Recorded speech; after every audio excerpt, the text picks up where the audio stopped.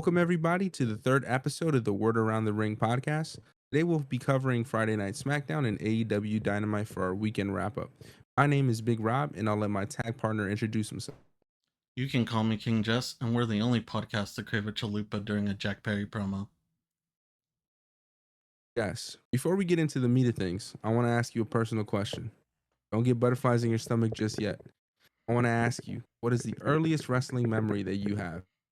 I don't like my butterflies being shot down. All right. My earliest wrestling memory, I would have to say, my earliest wrestling memory is probably my mom introducing me to lucha through Blue Demon movies. If you don't know who Blue Demon is, he's a legendary Mexican luchador who not only wrestled in the ring but made a very impactful acting career out of his character being in movies. Some of his more famous movies are Arañas Infernales, Infernal Spiders, Pasaporte a la Muerte, Passport to Death, and Las Momias de Guanajuato, The Mummies of Guanajuato. All these movies are classic, just like your cheesy luchador versus a greater evil movie. And like I said, not only was he a movie star, he was also a luchador. So that's my earliest memory that I can say of wrestling from my childhood. What was yours? Yeah, no, that's great. I've never seen those movies. I'll definitely have to check those out. So make sure to send those to me and put them in the comments so our listeners could check those out as well. In terms of my earliest wrestling memory, I have a vivid memory of watching Eddie Guerrero and Rey Mysterio on a Friday night SmackDown very early in my life. I don't know if it was in 2004, 2005, but I just remember them wrestling, and I remember watching these two guys go at it with my dad. And that was the first time that I remember just watching it, and spending time with my father was great. Another memory that I have, shout out to my brother, was I remember him buying me a John Cena and Bobby Lashley action figure for one of my birthdays, and it came with the lock chain that John Cena used to wear around his neck. I still have that to Ooh. this day.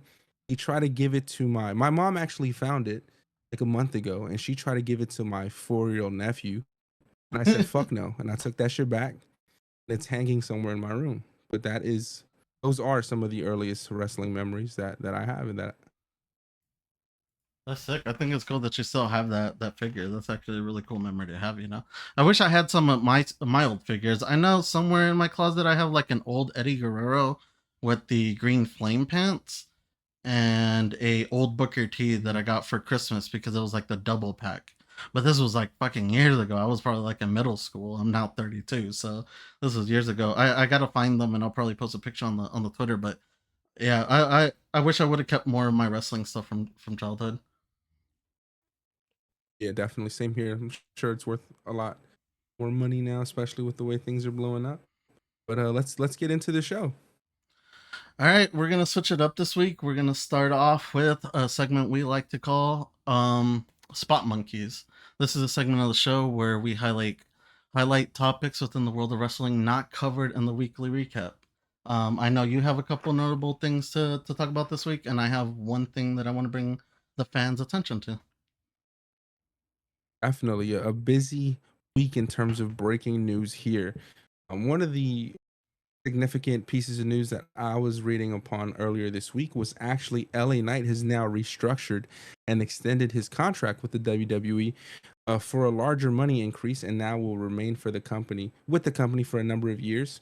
Originally, Knight's deal was set to run out into early 2025, but significant time was added to it, and Knight got what was considered a much deserved pay increase.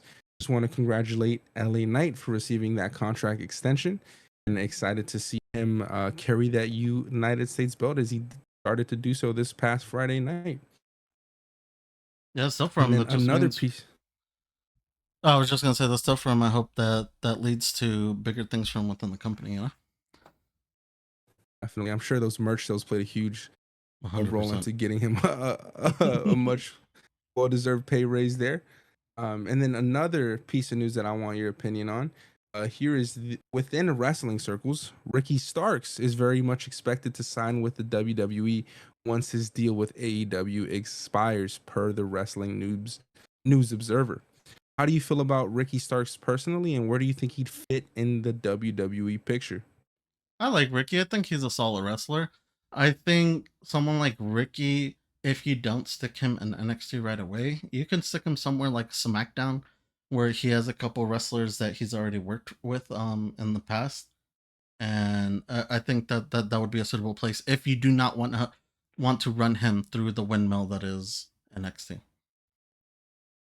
Definitely. I think he's one of those superstars that can come directly into the main roster and have an impact very similar to what LA Knight did when he dropped the Max Dupree gimmick and just decided to go with what he is now best known as.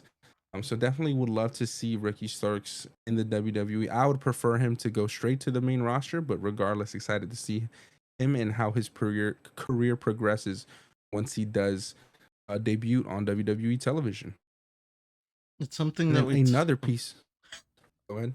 it's something that we talked about a couple days ago with NXT, that we need bigger stars. So maybe someone, how do I say this?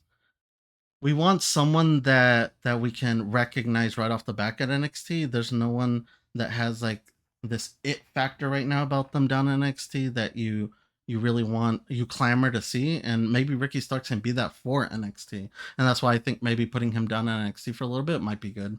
Not necessarily for him to like build as a wrestler, but to like, get something going down in NXT right now.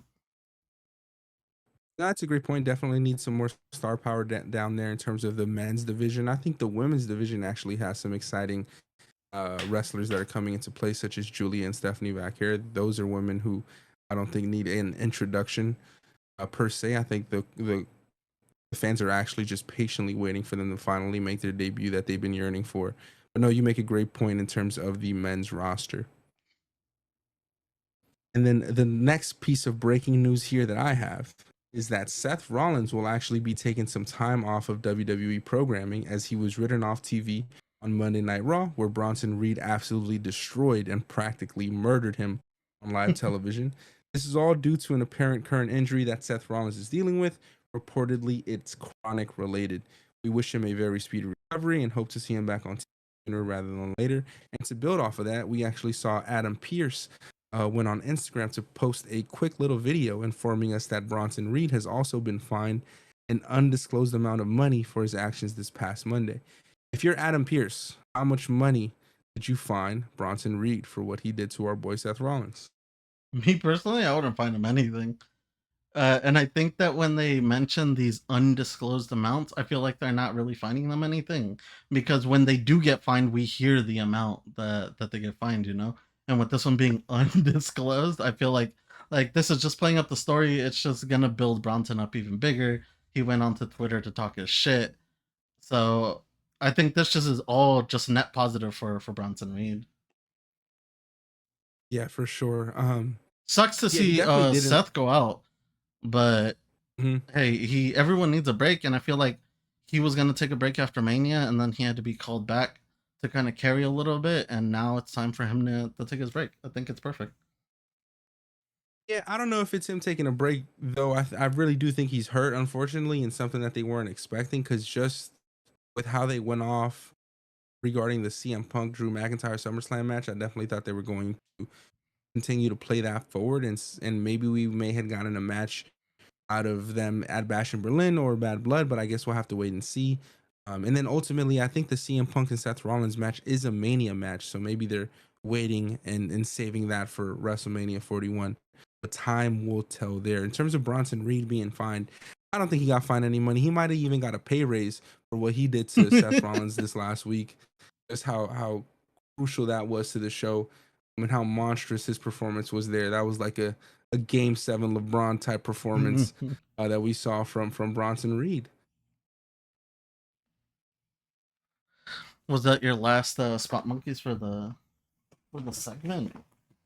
Yeah, those were all my breaking news pieces there. So I know I you mentioned you had something that you wanted to.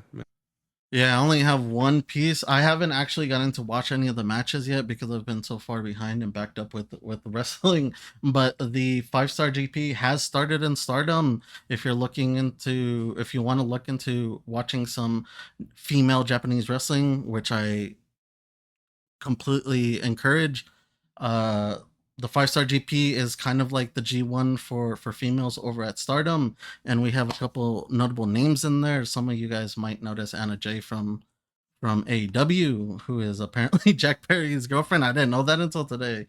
But we also have Momo Watanabe and Hazuki, which are notable wrestlers that I want to bring out because I love watching them wrestle. So definitely give that tournament a shot. It's going on currently. So you have a couple days to catch up on if you haven't started. But yeah, that'll bring Spot Monkeys to an end if that is all we have to report. Let's move on to Word Around the Ring. Word Around the Ring is our mainly recap for our bigger shows, Raw, NXT, Dynamite, and Smackdown.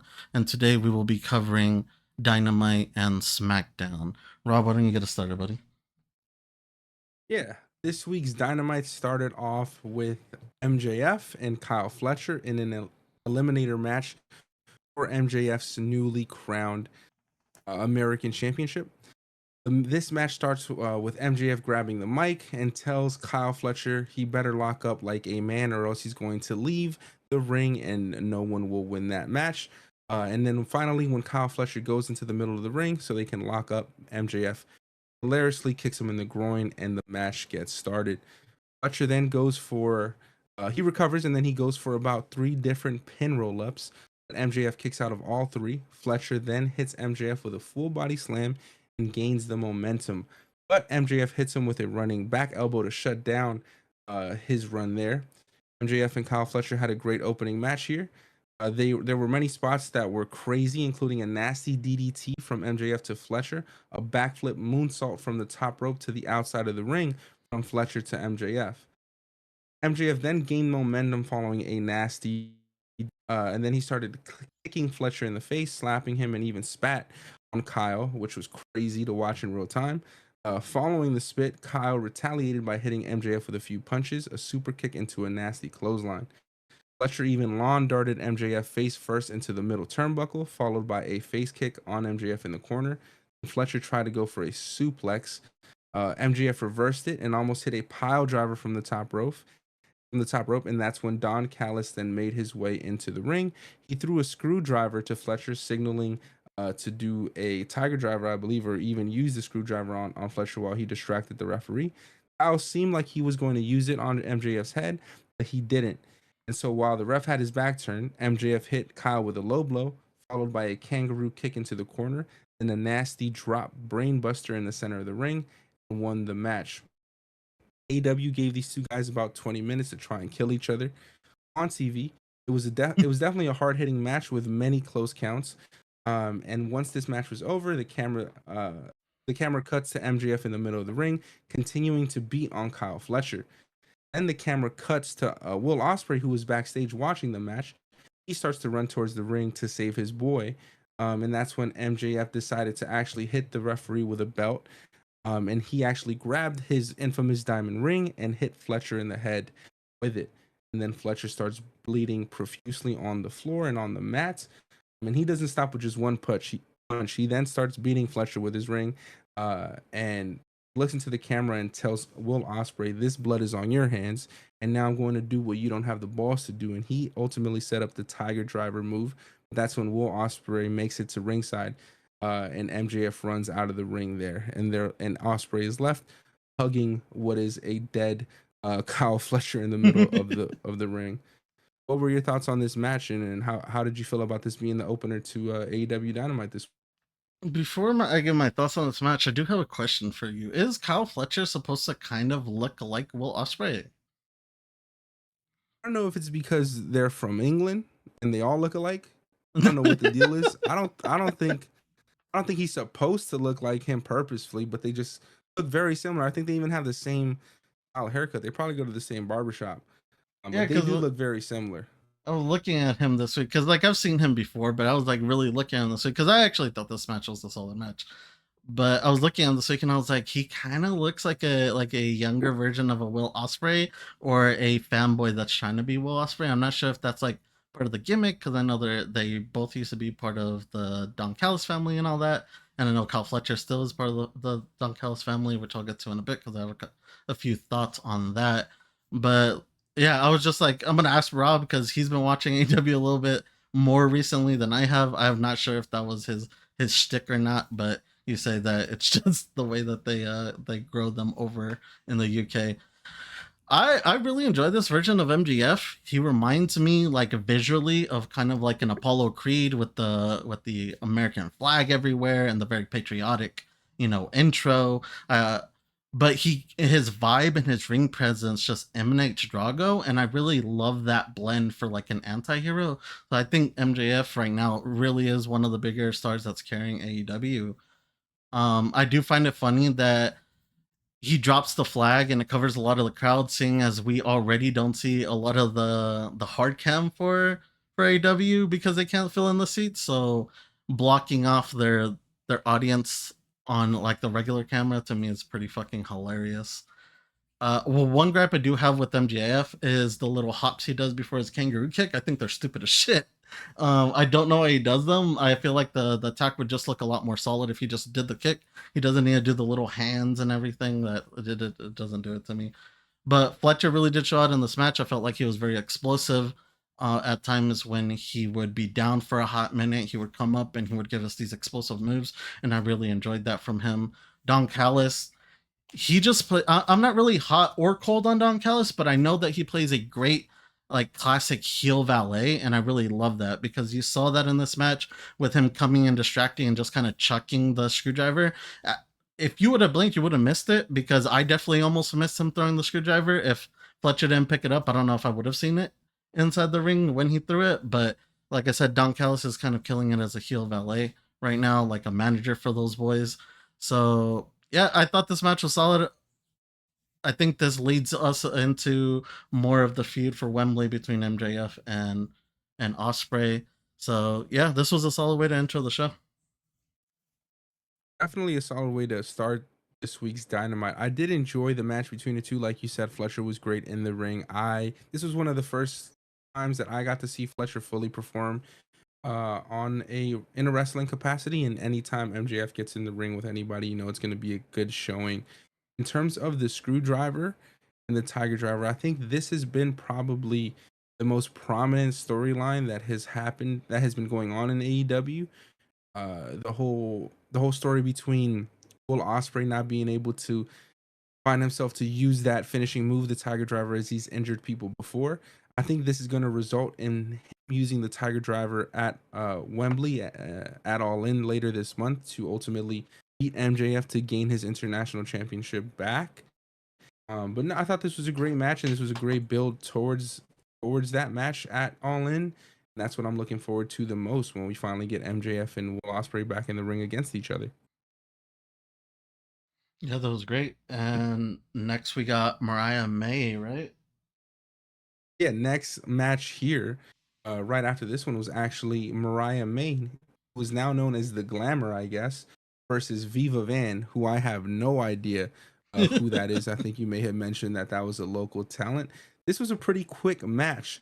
Mariah May actually started this match with a nasty headbutt, followed by a German suplex, and she climbed up to the top rope to hit a drop kick on Viva Van. And she takes Viva Van to the corner, stomps down on her face, and Mariah won this match pretty easily, never having any doubt following a quick, like 6 minute bout.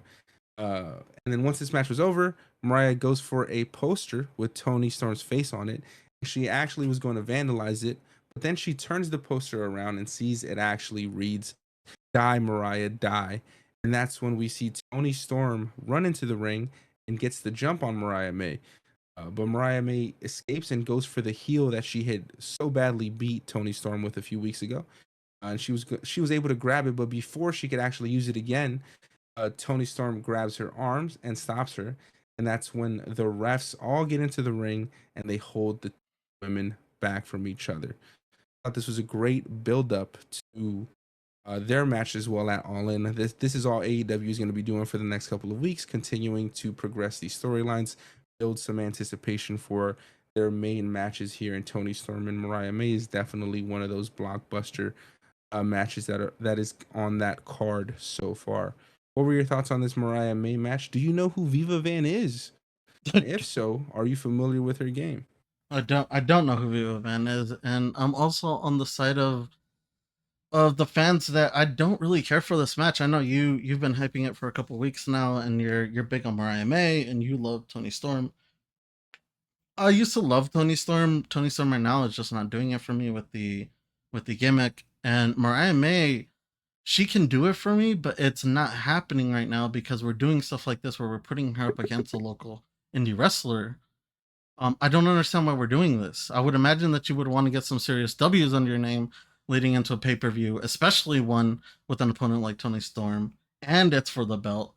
So why are we just having Mariah May go up against local talent? It just completely baffles me when you can get some serious wins under her before this match. Uh, don't get me wrong. At the end of the day, for the local talent, this gets them some exposure, and I just wish this wasn't a one and done. You know, I wish this led into a few more matches post this, so that she can get the little bit more of exposure to get her a few more jobs, because this was just a squash for Maya May leading into her match into Wembley. And like I said, I just don't care for this match. I didn't care for this showing of Mariah May, and the I thought the poster was kind of funny, and we'll give you that. But Tony Storm coming out again in the same getup with the smeared makeup, like I don't know, I'm just over it. I don't care about this one.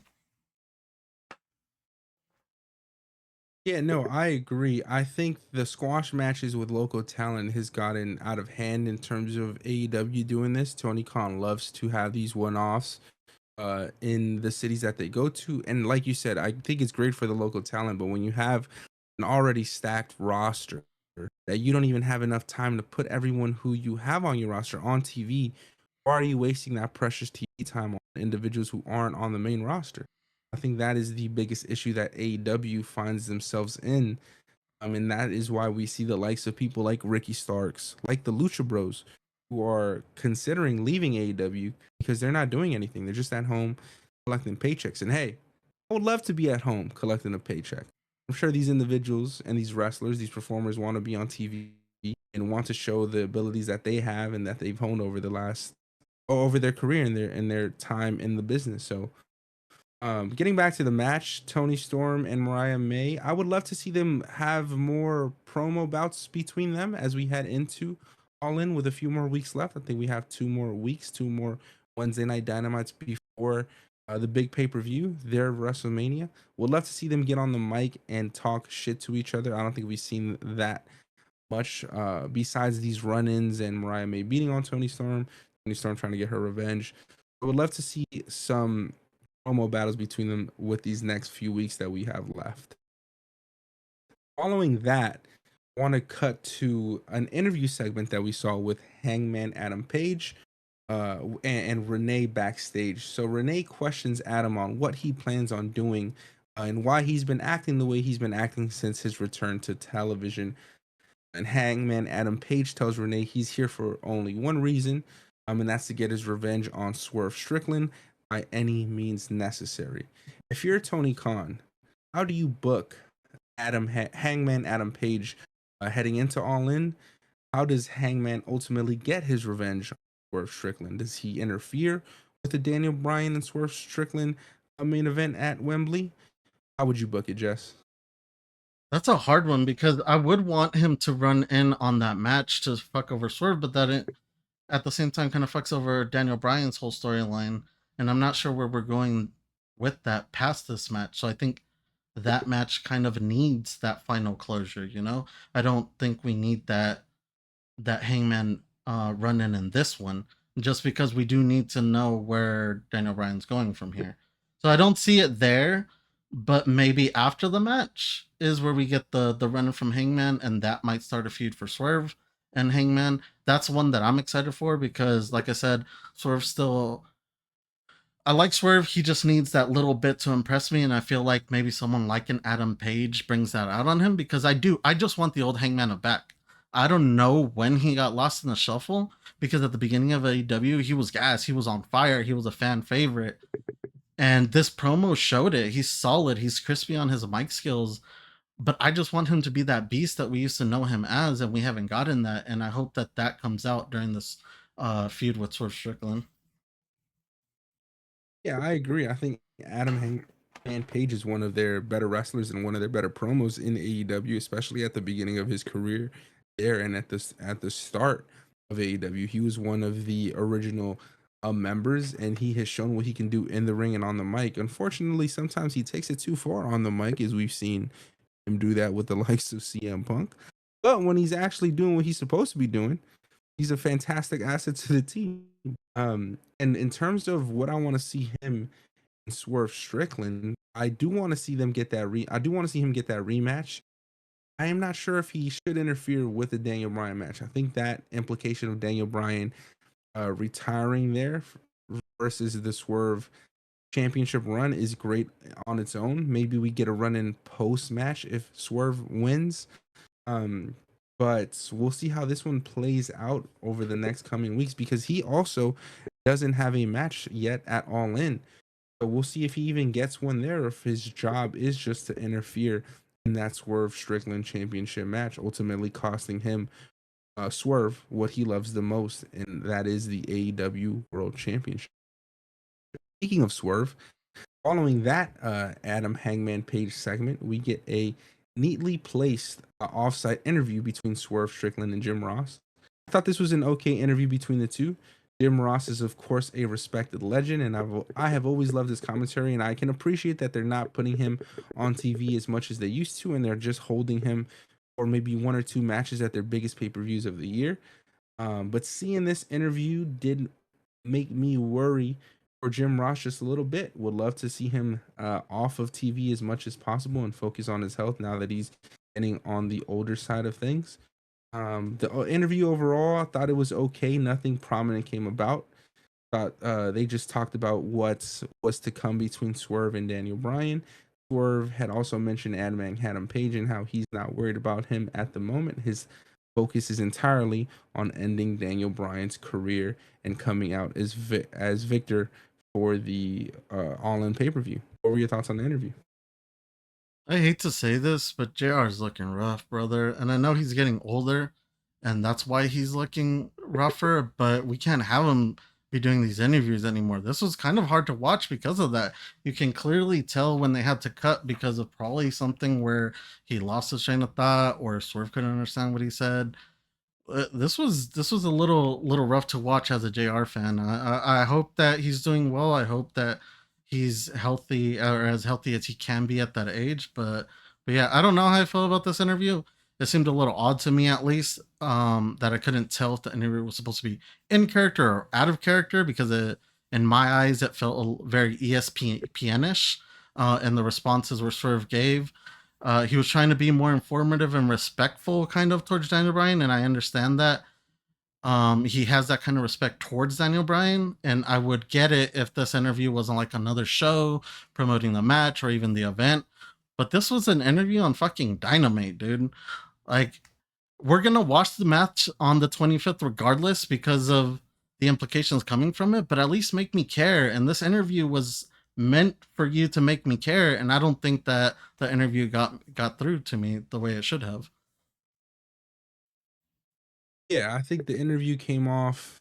It was definitely a shorter interview, and it wasn't anything too prominent that we didn't already know with what has already been established between the promos they've cut it with each other. I think it was just a filler for TV, but nothing important, nothing new really came out of this interview, which kind of sucks looking back at it. Because you should be able to, point to something that came out of these interviews, that came out of these promos that pushes the rivalry forward as we head into All In. But that Mm-hmm. I don't think it hit the mark where it was supposed to there. Um, Mm-hmm. and then following that segment, I know you wanted to touch upon the Jack Perry Mm, promo that we saw, so I'll let you take that one. the good old Chalupa incident. So our boy, the scapegoat Jack Perry, was about to cut a promo. It was looking sick. I'm gonna admit it was looking sick. There was like a bunch of screens and it was dark. And out of nowhere, Taco Bell thought I'd rather look at a still image of a chalupa. So I missed this entire promo. And because of what happened, when it cut back, I only saw a goat face and Jack Perry's name, the scapegoat, on a broken television. I was just dying laughing. So I didn't even pay attention to the Darby Allin promo. But this was fucking hilarious. I don't know how the fuck you let this happen, especially with one of your bigger heels, and this is one of the, I would say, it's one of the bigger matches now because of the stuff that happened over the past couple of weeks. How do you interrupt the build up to this match with the fucking Taco Bell ad? Baffles me. AEW, what are you doing? Yeah, I thought this shit was absolutely hilarious because when I was watching it in real time, like you said, the background image and the production of this promo was looking great. You have Jack Perry in sort of like a security room with a bunch of TV screens and cameras around, and he's cutting a quick promo. And right when he was about to get into what he was gonna say, we get interrupted by a Taco Bell ad. And I thought it was a poorly placed commercial. I thought we were gonna get a minute, 2 minute ad break here. And I was confused. I thought they were gonna come cut back to Jack Perry in that room following the commercial break, but it was just a 30-second Taco Bell ad. I don't know what the fuck happened there. I don't know how you let this happen. If you're the network, if you're AEW, I'm sure it was more of a network issue than an AEW problem. But man, that shit was fucking hilarious. It was as a basketball fan, Nikola Jokic, when he was drafted, they actually ran a Taco Bell commercial because he was like a second round pick, a 50th pick, if I'm not mistaken. They ran a Taco Bell commercial, so you didn't actually get to see Nikola Jokic um, go on stage and get introduced or whatever. But now he became one of the greatest basketball players of our current generation. Maybe they're saying the same about Jack Perry. Maybe he'll be one of the greatest wrestlers of this generation. I don't think so. But maybe that's what they were putting in the air with interrupting him with a Taco Bell commercial. No, dude, the And then greatest following wrestler of that, our generation is going to be JD McDonough. I already told you, he's the ace of 2025. the ace of 2025, big ass, a big headed Forehead. ass JD McDonough. Yeah. Um, Following that Taco Bell commercial, we head into Camille versus two random women in a handicap match. I don't know the last time I've seen a handicap match, but again, two random women I think that were local talent. I couldn't tell you the name. I don't even think they got a name introduction or a I have nameplate their names. I because have we their name. came. Oh, okay. Maybe I'm being disrespectful. I just remember coming back from a commercial break. Them two women were already in the crowd. Camille gets an entrance accompanied by Miss Mercedes Monet. Camille ultimately won this match in like 4 minutes. Nothing crazy happened here, just an absolute squash match, even more of a squash match than what we got earlier in the night with Mariah May and Viva Van. I remembered that name. We've also learned that Camille is now deemed the Brick House. I want to fucking know your thoughts on that fucking That's been her nickname name. there. That's been her nickname. Has it been her name? It's Okay, been. sorry, Camille. I was unfamiliar with your name, Brick House. I'll make sure to start calling you that now. Following the quick ass match, Mercedes Monet gets in the ring with a mic. Oh shit. She cuts an annoying promo, starting with North Carolina. Please say hello to none other than your CEO. Lets the fans know that her EVPs have now suspended Britt Baker. And the fucking fans were dead silent throughout this promo. I'm talking about dead silent. You could hear a pin drop in the stadium. And it was the cringiest promo that I've seen Mercedes cut on TV since she's been back at AEW. And I'm a Mercedes fan. I love Mercedes Monet.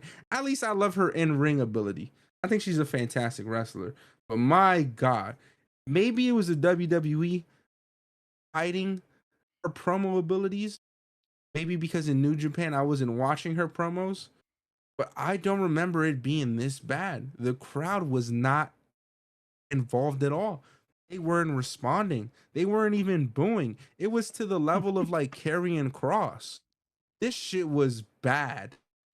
And I was just in awe of how bad it was. I was upset at myself for considering myself a Mercedes Monet, Sasha Banks fan for a second. Because this shit was horrible. But anyways, while Mercedes continues to cut this boring ass promo, Tony Schiavone interrupts and lets Mercedes know that Tony Khan has actually vetoed the elite suspension of Britt Baker, and they've overturned it. And that is when Tony Schiavone announces that we have Dr. Britt Baker on video satellite. That's when Dr. Britt Baker cuts a better promo, to say the least, and reminds Mercedes Monet that he isn't the future And she knows that whenever things don't go her way, takes the ball and goes home, taking a shot at what Sasha Banks did a few years ago with the WWE. How did you feel about this Mercedes Moné promo? Do you think she has a writer, or do you think she does this shit by herself? Are you looking forward to this Dr. Britt Baker match in the CEO Mercedes Moné at All In? Before I get to the match, the promo itself, I think we owe it to these indie wrestlers at least. If Tony Khan isn't going to do it, we should at least get their names right. So I'm going to surprise intro a segment that I had tossed around to you before we even started the podcast, and we like to call that Indie Wrestler Showcase, because we're going to get these ladies' names right. All right. So we're going to showcase the 3 ladies that were on this week. One of their names was Viva Van, like Rob had mentioned before, and Camille actually went up against Clara Carter and Jasmine Howe. All these ladies are probably local indie wrestlers in the city that they were in. If you see them out, go out there, go watch them do a couple wrestling shows, cheer them on, give these ladies out a shout, tell them you saw them at AEW. It'll make their day. About this match, what can I say about this match, dude? I'm not a Camille fan. She doesn't do it for me. She's very slow and blocky. That's why I would imagine that they call her the Brick House. I call her the Shit House because fuck that. I do not find any kind of enjoyment watching her wrestle. She said one word, and I'm still gonna label that as dog shit mic skills. Britt did send a video package in, and I think I told you this over text. Like you said, Video Shivani said via satellite. Motherfuckers, we're not in the 90s anymore. Stop saying via fucking satellite when it's clearly a recorded video, because there was no interaction between either of them. So next time, say video call or something, and it might go over, but not via fucking satellite, you old fuck. So her promo was a lot better, I would say, than Sasha Banks. Sasha really fucking shit the bed this time. Like you said, I don't know if she has writers or if she's doing this herself. I would imagine she's doing it herself with the creative liberty that she has in the back. But yeah, this was just this. I'm not excited for this match. I hope Britt wins just to fuck over Sasha, but I don't think that'll happen. But yeah, I'm not excited for this match, and this segment of the show was just ass. This was the point at the show where I was just kind of getting over it. I just did not want to watch AEW at this point anymore. Yeah, 100%. I lost my focus after this promo here. And you're right. I don't think Britt is going to go over at All In. I think Mercedes is going to continue to be the TBS champ and hold the other belt as well, the CMLL belt. Um, After All In, I don't know. She has stated that she has creative control in AEW, which is interests me. We've seen how that has worked out in the past. It doesn't fucking work out. So we'll see what happens at All In. But Dr. Britt Baker is my favorite heading into that stadium show. I hope she wins, and maybe we get a better Sasha Banks / Mercedes Moné following that match. That shit was Hopefully. disappointing. It needs to. If she doesn't have a writer, go fucking get one. Because my God, that shit was ass. And then following that bullshit, we get our main event. My God, the American Dragon, Bryan Danielson, versus the 70-year-old Jeff Jarrett. He's I have 57. no He's words. 57. Come on, man. I'm sorry, he's 57. With the fucking gray hair he has on his head, I couldn't tell you otherwise. But man, I thought this shit was ridiculous. Why are we having Bryan Danielson wrestle a 57-year-old Jeff Jarrett as we're looking to build him up to go up against our current AEW champion in a few weeks? I didn't enjoy this match at all. Throughout this match, I found myself being distracted by anything in my room. I was trying to pay attention, but I just couldn't. I felt like I was watching an old man get his ass whooped by a younger kid. I just didn't. I didn't like it. I'm not sure why they're giving Jeff Jarrett this main event time when, like I said earlier in the show, there's plenty of individuals on this roster that can take this, that can have these spots, that can help build towards the Swerve and Brian Danielson match that could make Brian look stronger than him beating a 57-year-old Jeff Jarrett. How do you feel about this match? I just don't know. I have no words for this. I thought they were going to give a very basic match based off of the two involved, Brian with his neck injury and Jeff. I mean, just being old, like you said, he looks old, but at the same time, he kind of looks good. I'm not gonna lie. And props to him in this match. I didn't think this match was as bad as you're mentioning. I give props to both of these guys. They look fucking solid, even with the style of match that they put on. This match was a little bit all over the place because they were like here and there. They were outside, they were inside. Jeff cracked him with the guitar before the match getting on start, which I thought was fucking hilarious. Uh, but yeah, this match. I mean, I don't understand what it is with AEW and blood. I don't understand why this match had to end with Jeff Jarrett bleeding at the end. It's they always do this shit. Someone at least has to bleed once.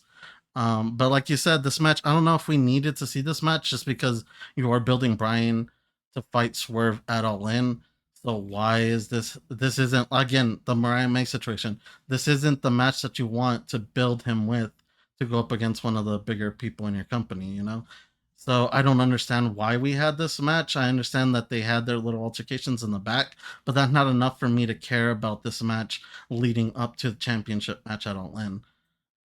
At the end, Swerve did come out and he cut a way better promo than the interview that he did, and I kind of wish they just went with this promo over the interview. Even if they had both of them, if they want to do the promo this week and the interview next week, I feel like it would have been fine. I don't think you needed the interview and the promo in the same show. But overall, yeah, I thought this match was okay, I guess. Yeah, I would disagree. I thought this shit was horrible. But I already said what I had to say about this. I guess the point was Jeff Jarrett Jeff Jarrett's entire angle here was that he was trying to show the ruthlessness that Daniel Bryan is going to face against Swerve Strickland at All In. So he started the match, like you said, beating him with the guitar. And we saw them go through the stadium, go on the outside, beat each other up throughout. Great for the fans that were in the building. But I just don't enjoy seeing a 57-year-old man get bloodied up and murdered on live television by the American Dragon, Brian Danielson. That's just me. It's not what I like. And like you said, after the match, Swerve did show up and tells Brian Danielson that since he got a warm up match, he wants a warm up match next week. But he wants it against someone who's fucking his age in Wheeler Yuta. So we're going to get Swerve Strickland versus Wheeler Yuta and Brian Danielson sitting front row this upcoming Wednesday on Dynamite. And that is how this week's Dynamite ended up closing out. What were your thoughts on the show in its entirety? How do you feel about the build up to All In? Are you excited for this pay-per-view in a few weeks?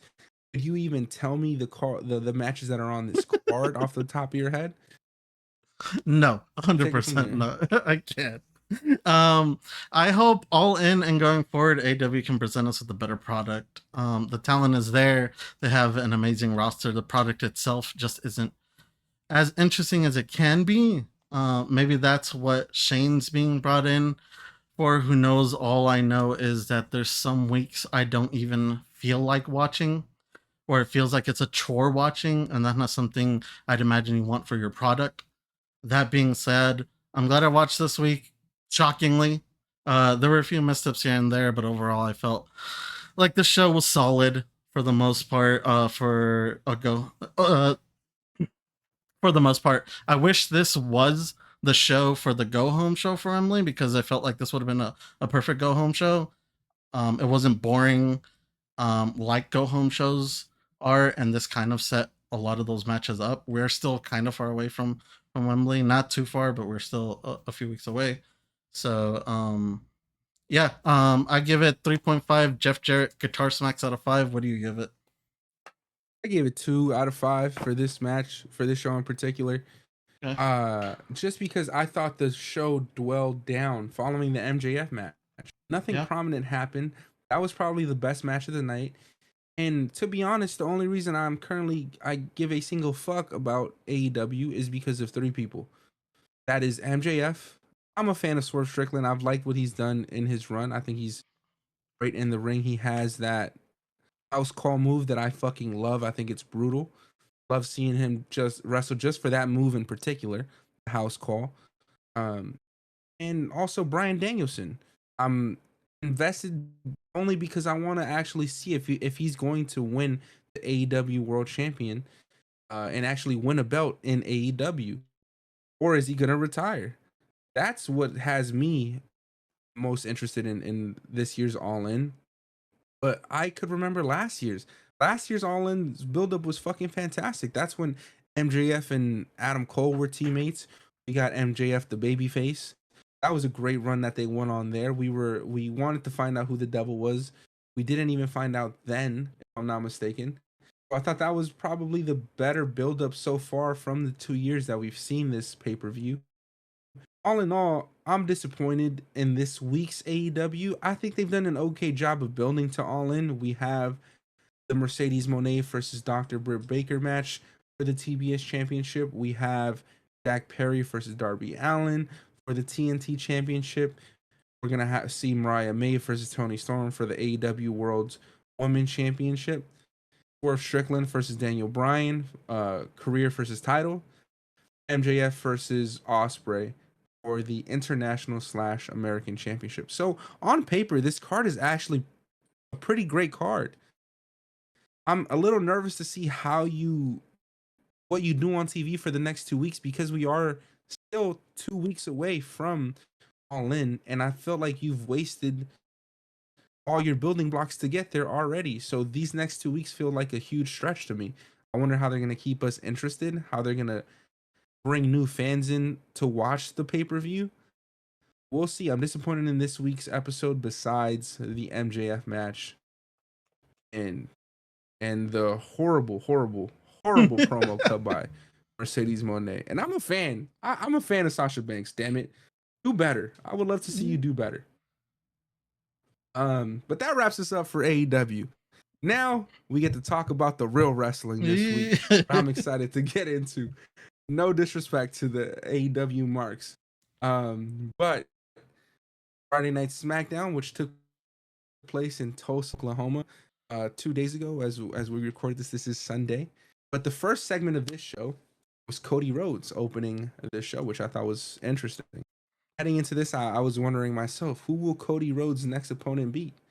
How does he go about addressing the Roman Reigns return? Of course, Cody comes out, grabs the mic, has a very nice dapper suit, looks fantastic this week. Starts off his promo by none other than asking Tulsa, what do we want to talk about? It's that he doesn't want to delve into the past and he wants to do something unexpected. He also says that all eyes are on what happens next. And this right here points at his WWE Championship, is the North Star of our industry. And I've been thinking about who I want to defend my championship against at Bash in Berlin. And that is when Solo's music interrupts. Solo also has a mic in his hand, lets Cody knows that he doesn't care what he wants to talk about. And he doesn't care what these people want to hear. You will give me a rematch for that title. And that's when Cody responds, I said I didn't want to talk about the past, but you do, so let's talk about it. You couldn't get the job done on your own, so you had Jacob Fatu get hurt. You are absolutely 100% unequivocally delusional if you think you have any claim to a rematch. And that's when Solo Sikoa, Tama Tonga, and Tonga Loa around the ring. Kevin Owens shows up from the audience, where the audience is sitting, with 2 steel chairs and hands one to Cody. That's when the bloodline backs away and they head to the back of Gorilla. And as Kevin Owens was about to walk out of the ring, Cody actually stops him and tells him that he wants to talk to him about something. KO gets back into the ring, grabs the chair, and he puts it down. Cody says he was talking about who he wanted to face for the WWE Championship before being interrupted by Solo Sikoa. And that's when Cody says that he would actually like to face Kevin Owens at Bash in Berlin. KO then interrupts and says, as much as I appreciate that, I don't deserve a title match. Take a look at my win-loss record. I'm not the guy. The crowd chants, "You deserve it." Cody says he's had a feeling he would say no, but he remembers all the sacrifices he's made and all the times he's helped him throughout his own story. Cody then continues to tell Kevin that he can say no all he wants, but he's getting ready to go backstage to talk to Nick Aldis and give him all the reasons why Kevin Owens should face him at Bash in Berlin. They walk out of the ring, and that's when Cody whispers to Kevin, "I'll see you at Bash." I thought this was a solid segment to open up the show. I'm interested to see how Kevin Owens responds to being handed a title opportunity. Does him being handed this opportunity piss him off? Does does this ultimately bring out that fire, that inner heel that we've seen Kevin Owens be in the past? What were your thoughts on this opening segment? How do you feel about Cody Rhodes and Kevin Owens at Bash in Berlin? I think Roman Reigns made it pretty clear to Cody when he came back that he's holding something that's his and that he will be back for it when the time comes. So Roman kind of taking the time to focus on Solo as we see later on in the show. I think that lends itself to open Cody up for something like him challenging KO, because we know that he's going kind of on this tour of wrestling the wrestlers that he likes, that he respects, that he wants to wrestle in the ring, that he doesn't really necessarily hasn't had the chance to work with. And I think a KO versus Cody match would be fucking great. I think that in the past we've seen them work together great. I think seeing them go head to head in a respectful bout will be awesome.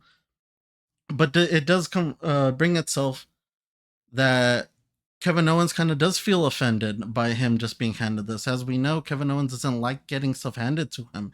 He wants to earn it, as he even stated in this promo. I haven't earned this. You know, if I earned it, it would be different. Cody kind of forcing himself upon the situation. I think this is where we finally get that KO turn, where KO tells him, you know, even if it's after the match, if this match does happen, and you know, KO turns on him and he tells him, "I told you I didn't want this, and you forced me."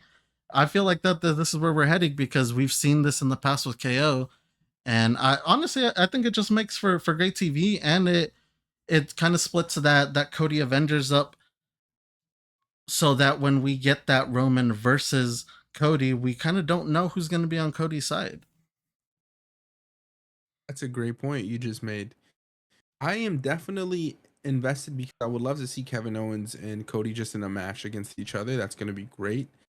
Of course, we don't know if this is going to result in Kevin Owens turning heel or becoming a bad guy. We've seen what happened with AJ Styles and Cody Rhodes. That started off as like an innocent face off there. Cody giving AJ Styles a chance at Backlash for the championship, and that ultimately him losing at Backlash caused AJ Styles to turn heel and lose himself and remind everybody how great he was. So do we go on that same path there with Kevin Owens? Maybe. I don't think so necessarily, because we've just so recently seen that with AJ Styles. I'm sure they'll have another angle in place for Kevin Owens if that is the route that they decide to go to. But I think in terms of a match, this is going to be a great match on that card that's already looking kind of stacked with just the two matches we have announced, which is Randy Orton and Gunther for the World Heavyweight Championship, and now Cody Rhodes versus Kevin Owens for the WWE Championship. Those two matches already have me very excited for this month's upcoming Bash in Berlin at the end of the month. Following that segment, we get our first match of the night, which is A-Town Down Under versus the Street Profits in a #1 contenders qualifier.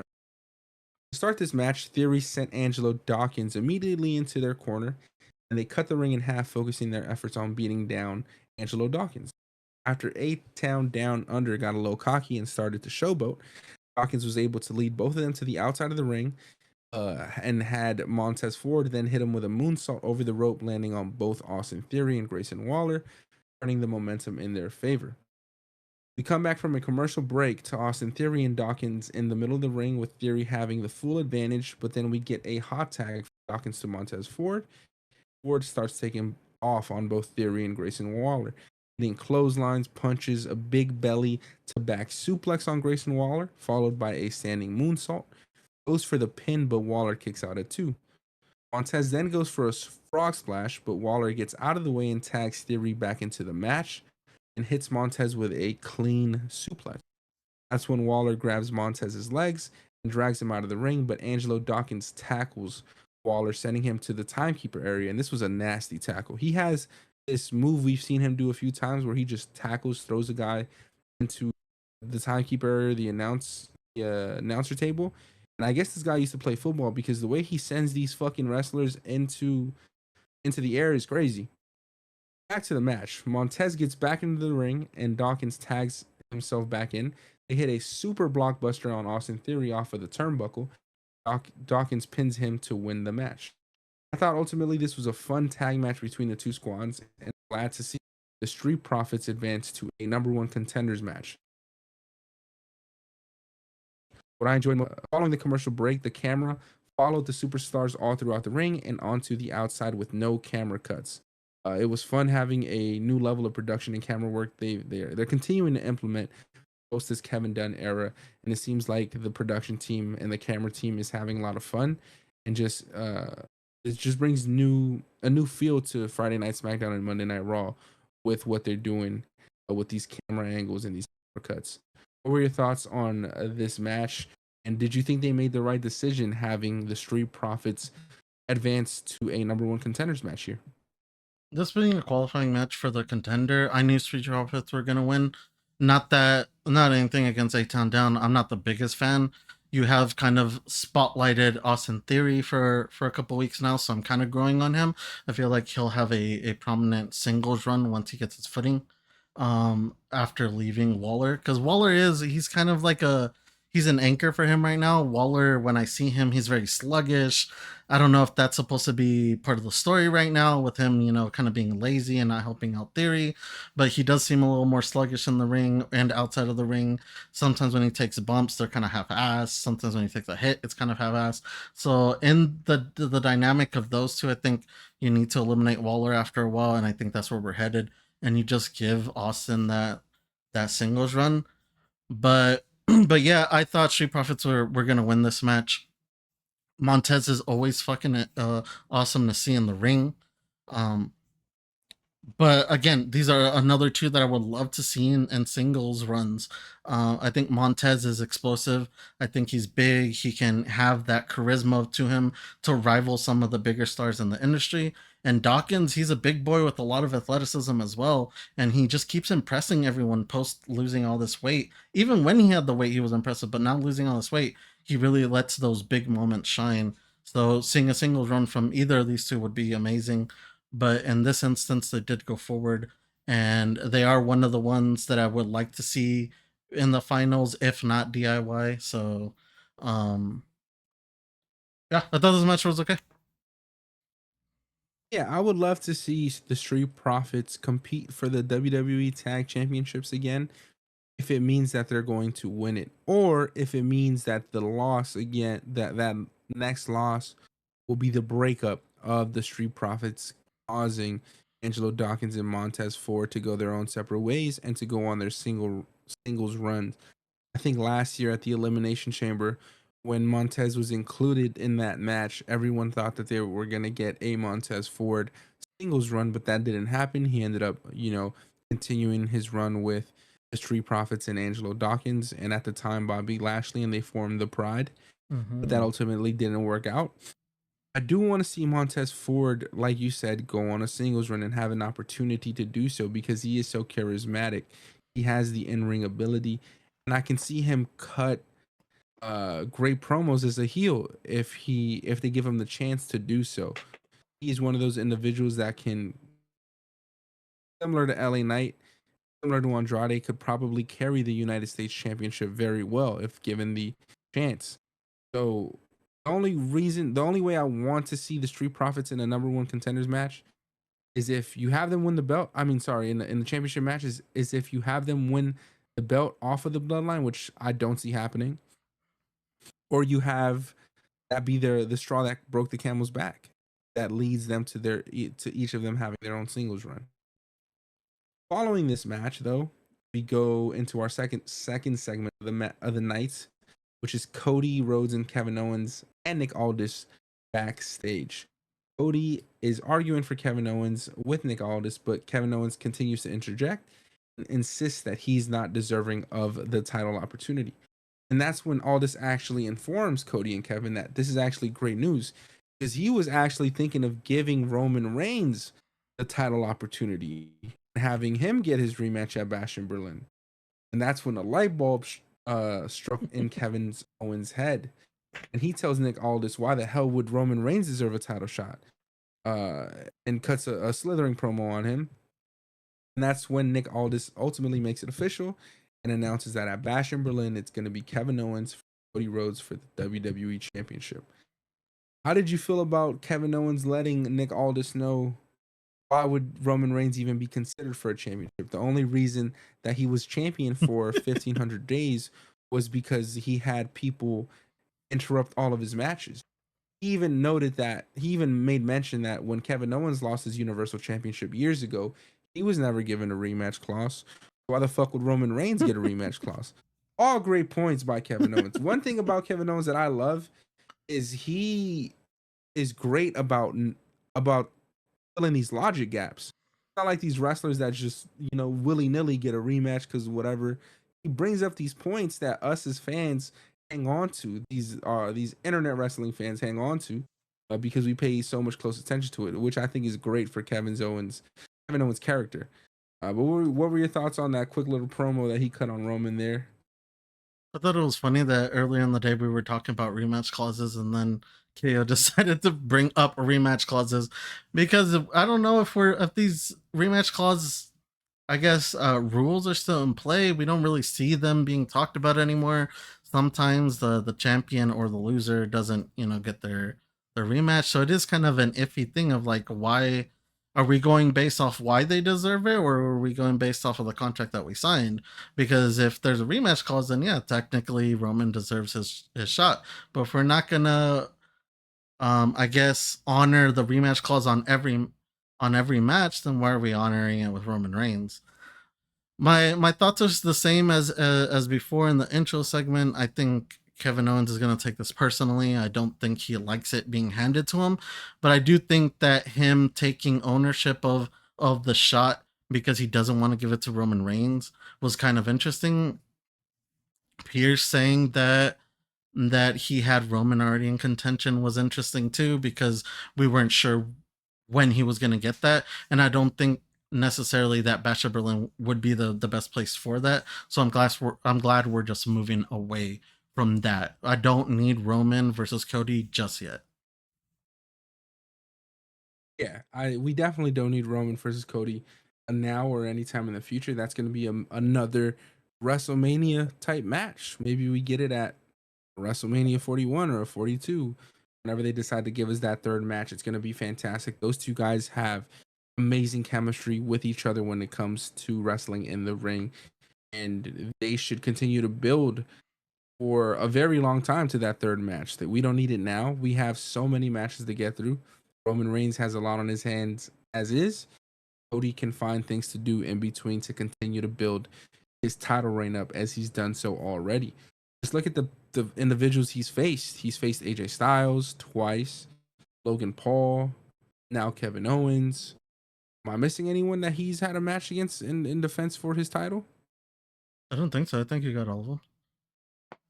Yeah, he's done and Solo Sikoa, of course. What the fuck am I saying? Yeah, well, And he's had solid matches with all of those individuals, and I think he's going to continue to go on this run here. And this run is going to include the likes of a Randy Orton, the likes of now Kevin Owens. And hey, I would love to see John Cena and Cody Rhodes. That's just me. That's later down the line. I think we're getting Following that that though. segment thing.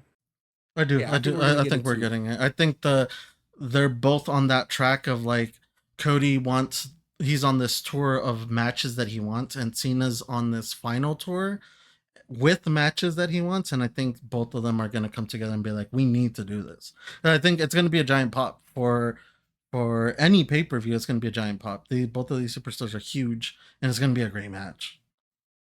It's gonna be a phenomenal match, and I personally have Cena going over so he can win his 17th title. But No. that's just me.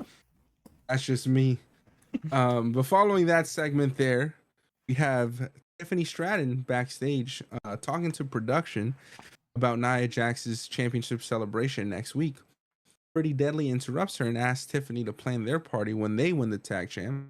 Tiffany walks away immediately and gets stopped by Chelsea Green. Chelsea tells Tiffany that she sees all right through her and she knows that she's looking to cash in on her fake friend Nia. Tiffany hilariously responds by saying, "You really are oblivious and delusional," and of course, walks away, but not before saying toodles. I do want to see Chelsea Green and Tiffany Stratton in a singles match. I think that'll make a fun match there, especially with Chelsea Green now being accompanied by Piper Niven, and see Tiffany Stratton and Nia Jax versus those two as well.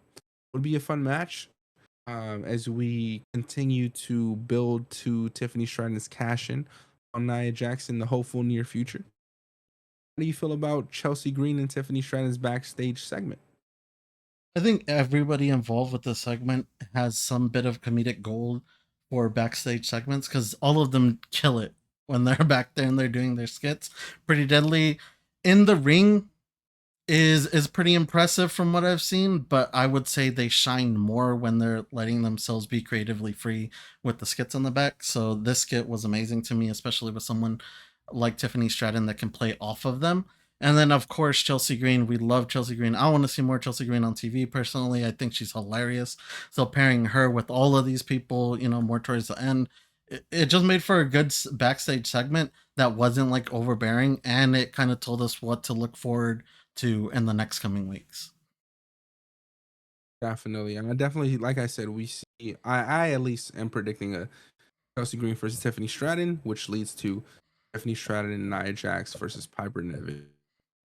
Hopefully, we get those matches on TV soon. Following that, we get our second match of the night, which is Jade Cargill, who was accompanied by Bianca Belair, versus Alba Fire, who is accompanied by Isla Dawn. As soon as this match starts, Jade takes over with her power and strength, but Alba Fire is able to use her wrestling ability and her technical ability to put Jade into some submission holds. Jade is able to counter with some side slams, a kick, and hits her finisher pretty quickly, also known as Jaded. And Cargill wins this match in like 2 minutes. Very short match and a dominant performance from Jade Cargill. As they celebrate in the middle of the ring, Blair Davenport again makes her presence felt by interrupting, and now all three women get the jump on Bianca and Jade. Right when we think that they're going to continue to beat on Bianca and Jade, that is when none other than Naomi's music hits, and she comes to the rescue, beating all three women's asses. So then we're left with Bianca Belair, Jade Cargill, Naomi standing strong in the middle of the ring, and the tag champions alongside Blair Davenport on the outside recovering.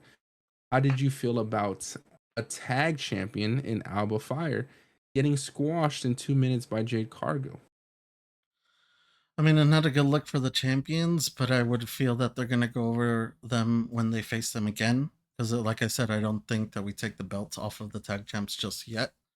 Not much a note for this match. Like you said, it was pretty quick. Jade pretty much handled her business, and the interference from Blair and the save from Naomi kind of sets us up for a bigger match in itself. I don't know if we do this at Bash of Berlin or if we're having the tag um belts defended at Bash of Berlin, but this is definitely a match that's gonna happen at some point soon. Yeah, definitely a match that happens sooner rather than later, especially just being that these three women, Jade, Bianca, and Naomi, act with each other at WrestleMania. I'm sure they'll be able to do it again. Maybe it happens at Bash in Berlin, not for the titles. Who knows? But I didn't like that they had Alba Fire get squashed so quickly, especially because she is a tag champ currently. And it is tough to see if Jade has been able to improve her in ring ability when you continue to give her these 2 minute squash matches. And I get it. You have to protect her because maybe she isn't at the level that we need her to be at. But still, you could give her 3 minutes, maybe four. Let me see something new. Um, just having her come out here and whip Alba Fire's ass and kid you not, in 2 minutes was a little crazy to me. But following that, we get our boy, our now new United States champion, LA Knight.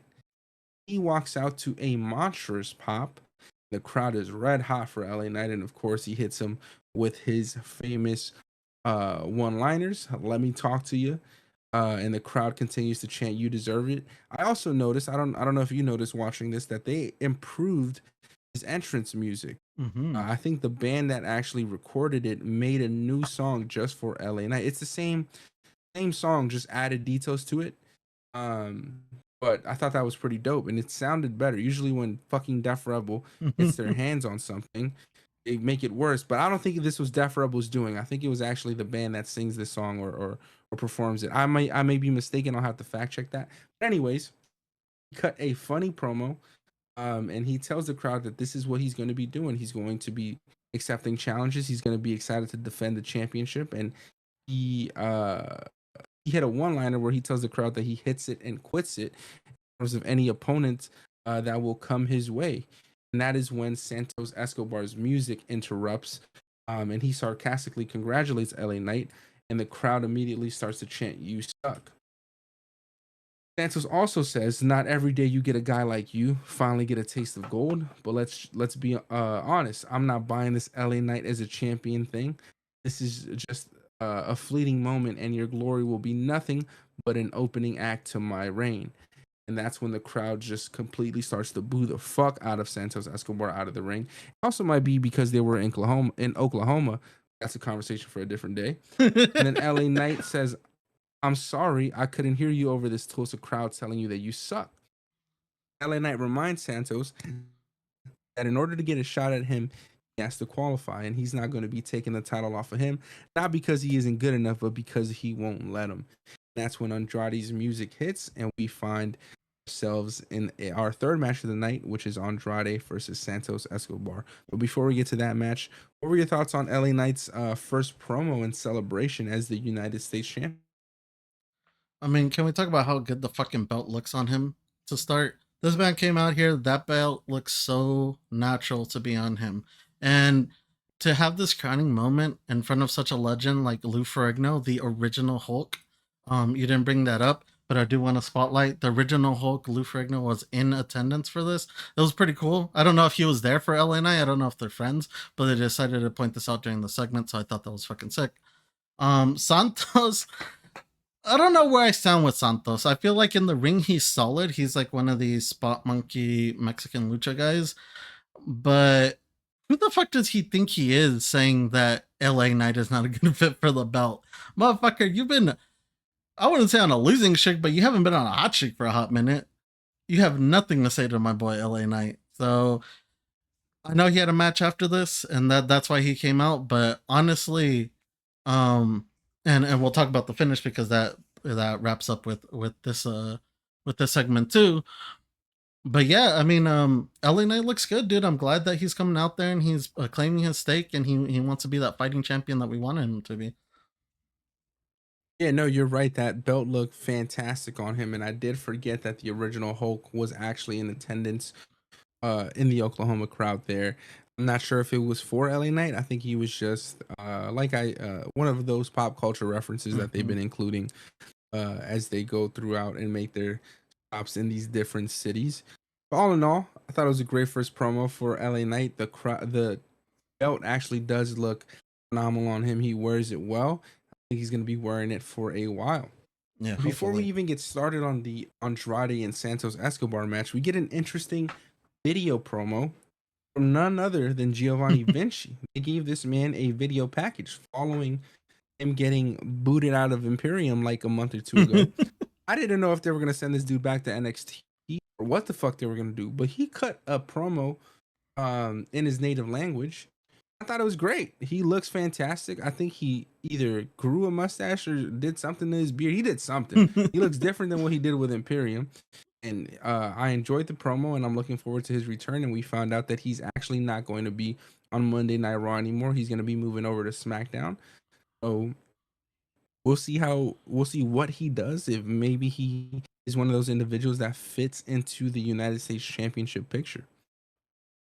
Yeah, he was almost unrecognizable. I had to text you and I was like, I don't know who this is. And when you told me that it was the third member of Imperium, I was like, holy fuck, dude! Like, I don't know what what Triple H's plan is for him, but he obviously has a clear plan for him. This video package, like you said, was amazing. It was set in Vegas because you could see the Aria in the background. He's going for this like kind of rich douchebag. I don't know if he's gonna be a douchebag, but it kind of gives off rich douchebag vibes. He might just be like a rich good guy, who knows? But definitely a good package for him coming up in the next couple weeks. I'm not sure when he's set to premiere, but hopefully it'll be sooner than later. Hopefully it's not one of these where like we get a package every couple weeks and it just takes Yeah, forever and it loses steam. Hopefully yeah. it's like a quick, here's a package or two, and then he pops for his first match, you know? Yeah, no, I thought this was a great video segment, like you said. I think he was driving a Ferrari in the fucking segment, which was pretty sick. It did happen in Vegas. I don't think he's gonna come off as a douchebag because just in the promo itself, he didn't come off as an asshole to me. He Okay. came out as someone just stating the fact that he's gonna be back and he's looking forward to making his making his wrath be known on SmackDown. Didn't come off as an asshole, just someone who's trying to reinvent himself. I think just I'm like the excited to see. look in general, just because I do reside in Vegas, like I see these kind of people and that's what they give off. Like that's why I kind of got that from the promo. But like you said, he might Yeah, not. But that's why I said douchebag, is because that's how rich douchebags in Vegas kind of dress. So yeah, totally fair. But moving forward, we then start our match between Andrade and Santos Escobar. And to start this match, Andrade had the advantage, but almost immediately, the Legado del Fantasma had hit Andrade while the ref had their back turned. And that's when Baron Corbin and Apollo Crews came and chased Legado del Fantasma out of the ring, leaving Andrade and Santos to be alone. Now we're able to have a fair match between these two.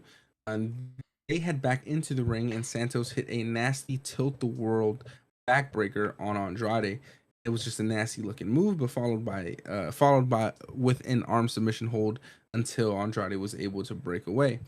That's when Andrade began to hit his knife edge chops on Santos, who was trying to gather himself. They each met at the corner and they climbed to the top of the ring post where Santos goes for a suplex, but Andrade actually counters with a power bomb from the top rope.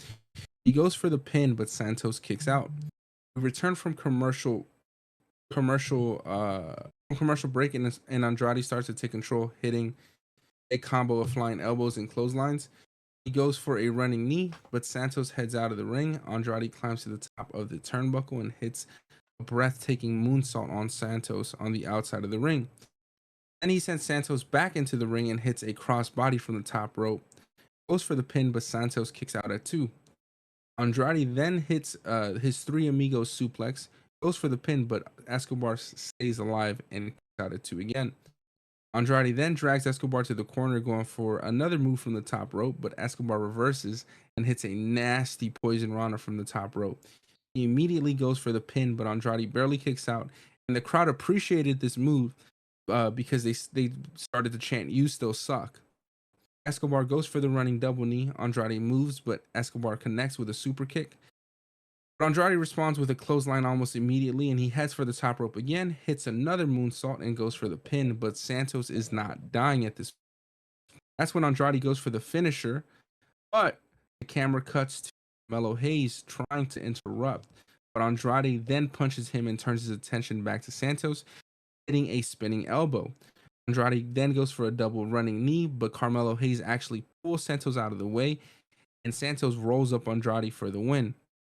He ultimately became the number one contender for the U.S. Championship, and we further the rivalry between Andrade and Carmelo Hayes.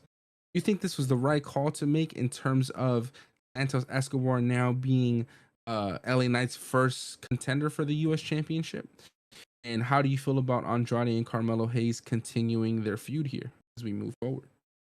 I think it's fine for Santos to be his first opponent because he's obviously going to beat his first opponent, and someone like Santos with the reputation he has as being the leader of the LWO, I think it's fine. I think it's a notable win for him. Plus, this, like we said, it pushes that storyline with Andrade and Melo further, which we had already expected was going to be pushed because we got a package with them a couple weeks ago that kind of hinted at that they were going to keep pushing this storyline forward. Regarding the match, I love both of these two guys. Like I said, they're both wrestlers from Hispanic backgrounds, so like they have more of a lucha influence to them. Um, so seeing them do some of these crazier spots, like you said, Andrade does some sick ass crazy shit from the top rope all the time. So that's always fun to see. I do. I have a problem with Andrade's double moonsault only because it looks silly doing the second moonsault. I understand what it's going for, and it's supposed to be he's aware, he saw that he didn't land it, but it just kind of looks silly. I feel like just doing a moonsault would look way more impressive. So I kind of hope that he gets rid of that. But if he doesn't, it's no biggie, you know. I will say that he went for the Three Amigos. And the only reason I'm bringing this up is because within my friend group, at least, we believe that the Samoans protect the Samoan drop only to be used by Samoans. So I would like to start gatekeeping the Three Amigos. If you're not Hispanic, I don't want you anywhere near the Three Amigos. Seeing it done by Andrade was perfectly fine because he's Hispanic. But if you're not Hispanic, you're not related to anyone Hispanic, there's not even a single drop of Hispanic blood in your in in your blood.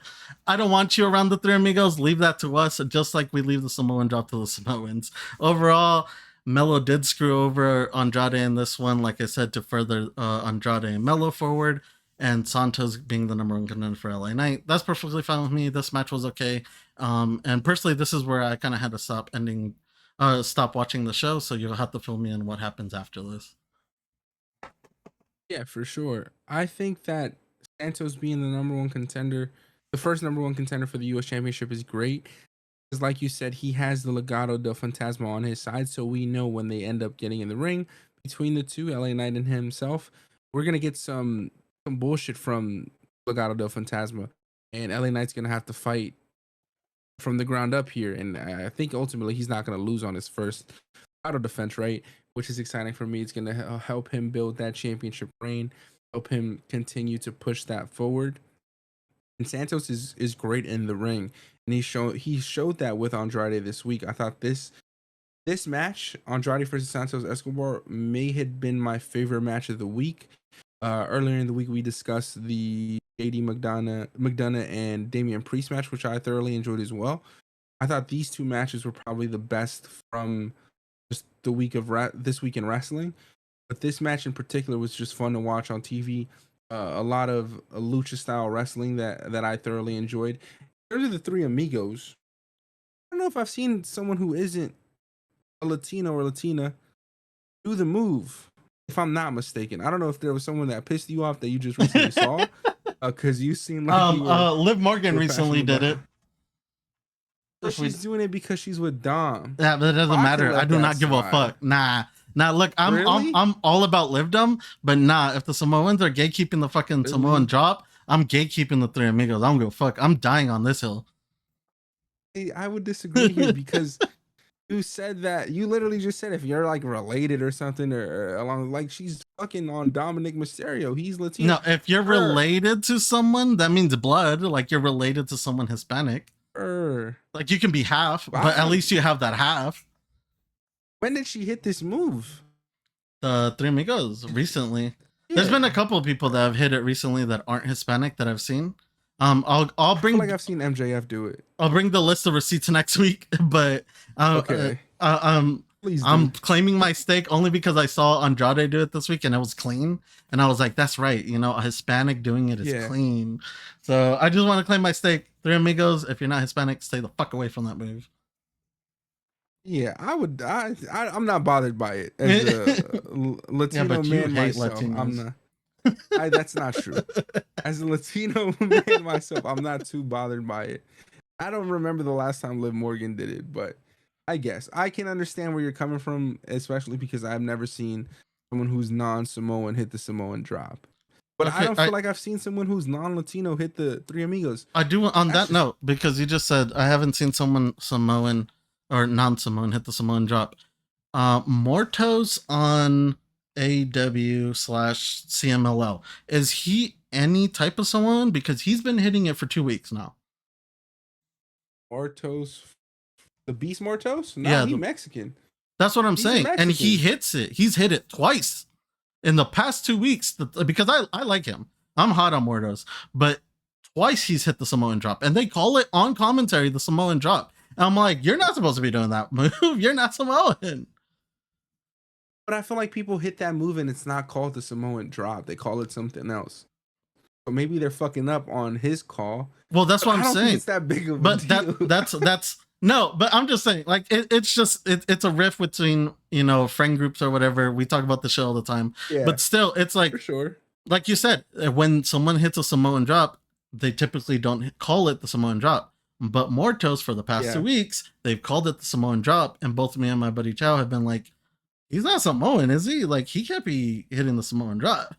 Whether that's like an established, you know, legacy rule or whatever, something that we learned as kids that we've just kind of kept within our circles, for it just to be Samoans, I'm not sure. I don't know if this is just something stupid that me and my friends talk about, but I thought it was just something funny to bring up because, like I said, I saw Mortos hit the Samoan drop, and then I saw Andrade hit the Three Amigos. I was like, yeah, Hispanic hitting the Three Amigos makes sense. Someone Hispanic hitting the Three Amigos kind of doesn't make sense to me. That's just 3 suplexes, you know. Like you said, don't call it the Three Amigos, you know. Like, but still, I'm just fucking around. You know, a little bit, getting a little bit of my, getting a little bit of, getting a little bit of my personal wrestling group stuff in there. But yeah, like I think the Three Amigos should stay to Hispanics. I don't think we should allow anybody else. And when they do, we should call them out on it. Okay. The same with Samoan drop. I feel like if someone does the Samoan drop and they're not Samoan, call them out on that shit. They ain't Samoan. You can't Samoan drop someone if you're not Samoan. Yeah. I think that's more of a fuck up on the commentary team if they're calling it the Samoan drop when Mortos is doing it in AEW. Because I've seen people do the move before, they just don't call it the Samoan drop. You know, I agree with that. The three amigos though, that is synonymous with Eddie Guerrero. And we've seen Dominic Mysterio more recently pick that move up himself, and I think it's great because it's played into the storyline. I think that's the reason why Liv Morgan, he is Hispanic, but he doesn't do the move because he's Hispanic. He does the move because he had that relationship with Eddie Guerrero. But it means Liv Morgan in turn Hispanic. Sure, but Liv Morgan did the move because she's fucking on Dominic Mysterio. The point is I understand where you're coming from. I personally, I don't think I would have mind. I don't think it would have bothered me. I would have maybe laughed about it in real time, but they've also never done it besides, at least to my knowledge, I've never seen someone do it besides Dominic Mysterio, Liv Morgan, now that you bring it up, and now Andrade. I think maybe I've seen MJF do it. But they do it mockingly, so I almost don't find it offensive. I think it's just part of the whole gimmick. We've seen Santos Escobar do it too. So, but he's Hispanic. I don't know. Yes, he's Hispanic, but sure, okay, no. I can see where you're coming from. I fucking stumped your ass on this one. You don't even know what to think, right? I wasn't expecting this, but if you feel so passionately about it, I can respect it. I would just disagree. But the Samoan drop thing, like, don't. I think there's another move for it. There's another name for the move.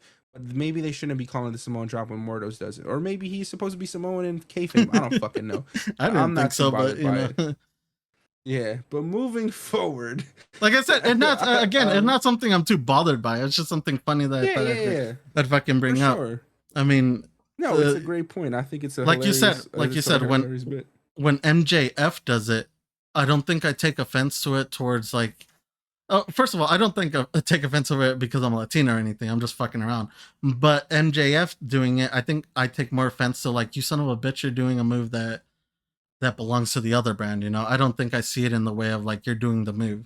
It's just like, you're doing a move that belongs to the other side. Why are you doing it? Like you said, mockingly.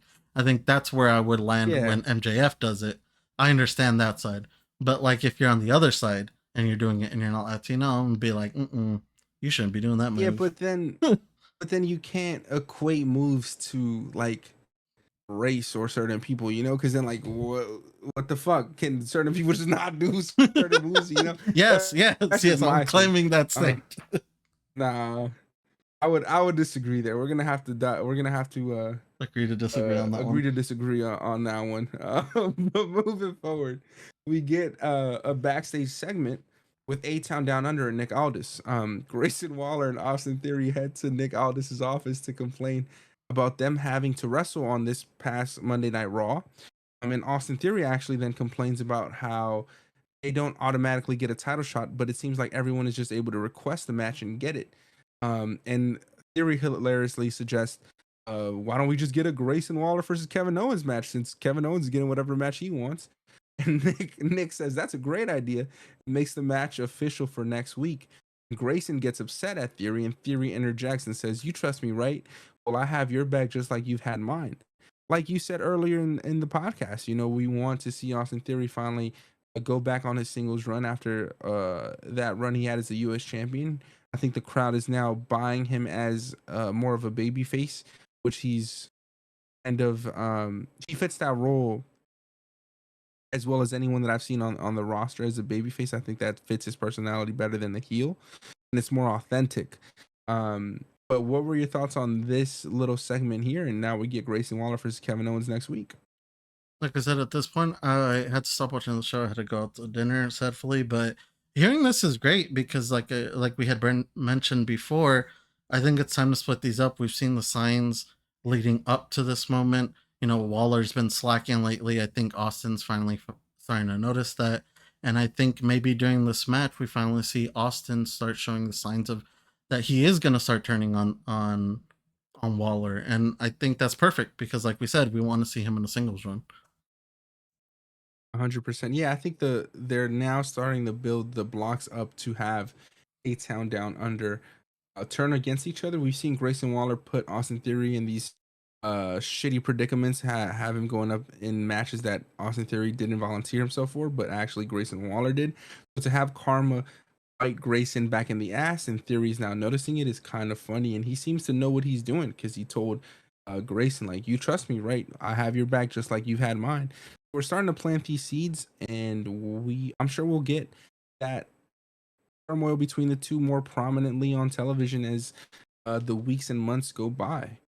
Following that, we get our fourth and match of the night, which is DIY versus Pretty Deadly, and that was the second number one contenders qualifier match. DIY actually gets the walkout camera shot from backstage into the arena. They've been implementing one of these at least on every show, and I think it's fantastic. The match starts with both of these teams trading punches in the middle of the ring. DIY sends Pretty Deadly to the outside of the ring, and they go for a double suicide dive, but Pretty Deadly hits a double uppercut to counter. DIY then gathers themselves while Pretty Deadly celebrates, and still they come back and hit the double suicide dive through the ropes, and we go to a commercial break. Returning from the break, we see Tommaso Ciampa dominating Pretty Deadly. Pretty Deadly was able to turn the tables and build the momentum for themselves until Gargano and Ciampa got the crowd on their side again. And to end this match, we see Gargano and Ciampa hit their double finishing move called the Shatter Machine. Then they hit their meet in the middle running knee on Elton Prince, and they win the match, ultimately qualifying for the number one contenders match against the Street Profits.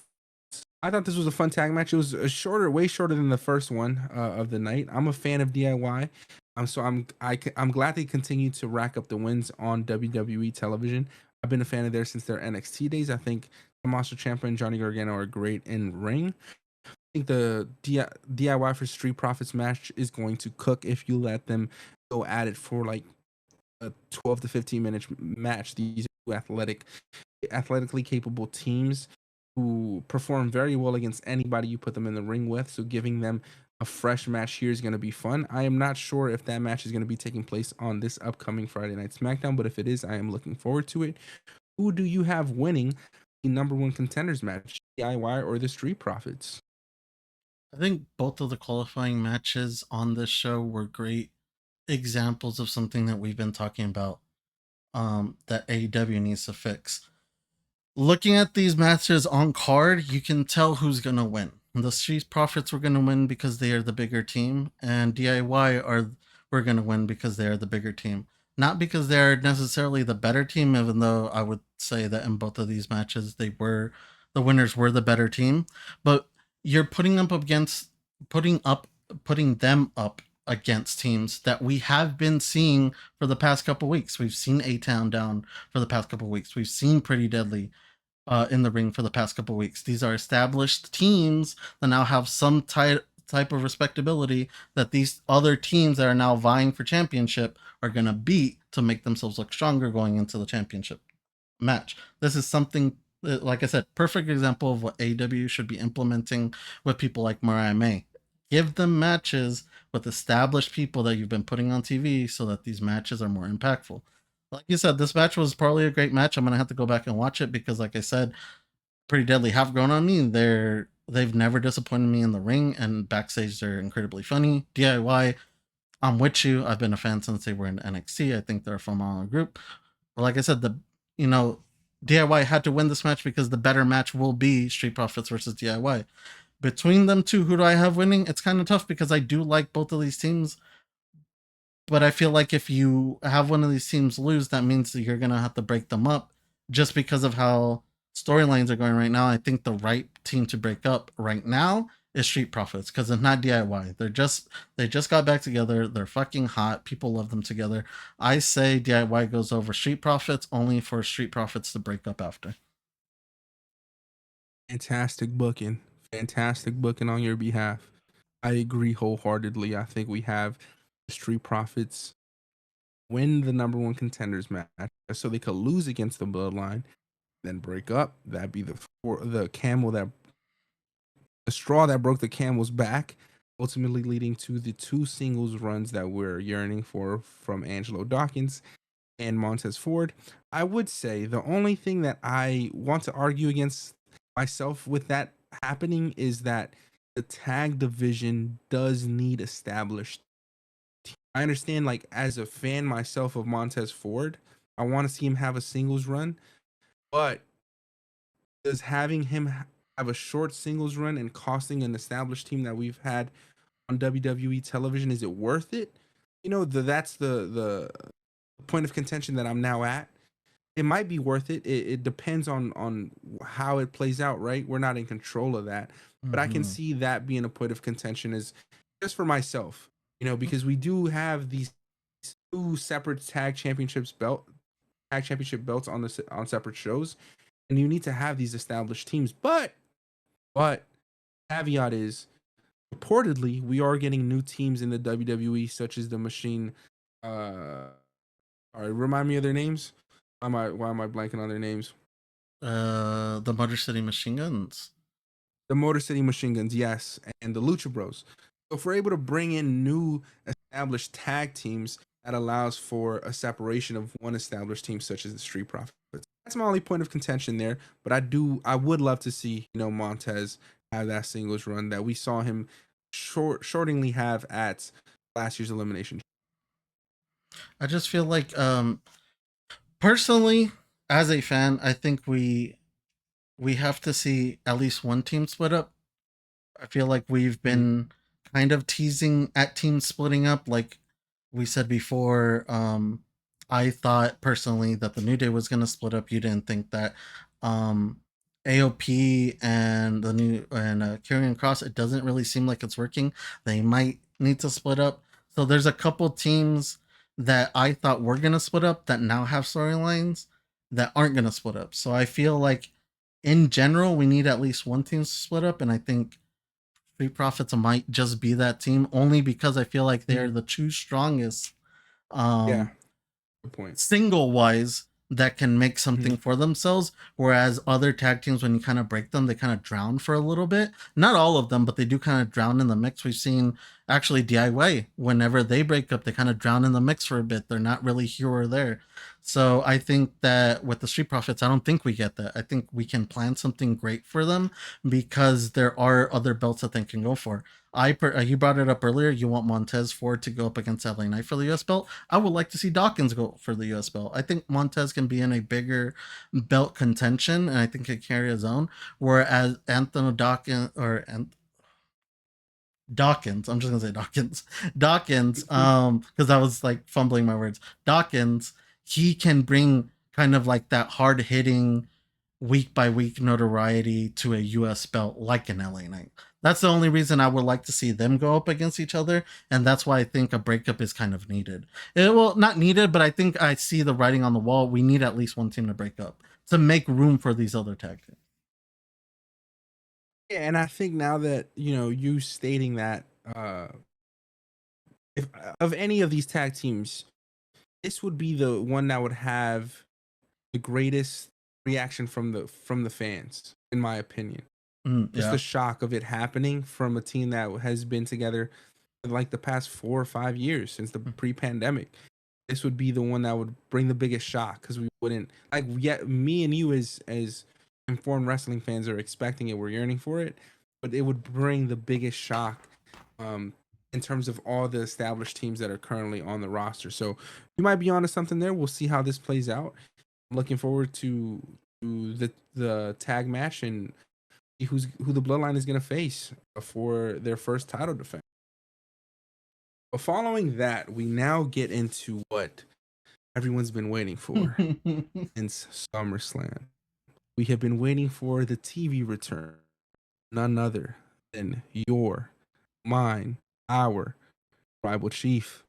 We finally got that this Friday. So, before Roman Reigns made his return, we actually get Solo Sikoa and Tama Tonga backstage.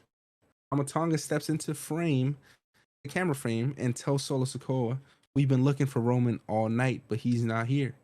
Solo responds, "He's not here, huh? Don't worry, he'll be here." Solo heads out to the ring with the bloodline, and they put their ones up in the sky as they make it to the middle of the ring. We cut to commercial break. Returning from commercial break, Solo is in the middle of the ring with a microphone, and he tells Tulsa, Oklahoma to acknowledge him. The crowd immediately breaks into "We Want Roman" chant. Roman Reigns, in case you haven't noticed, "I'm the tribal chief now," Solo Sikoa says. "And if you call yourself the tribal chief and you want these back," holding up the Ulafala, "then come and get it from me."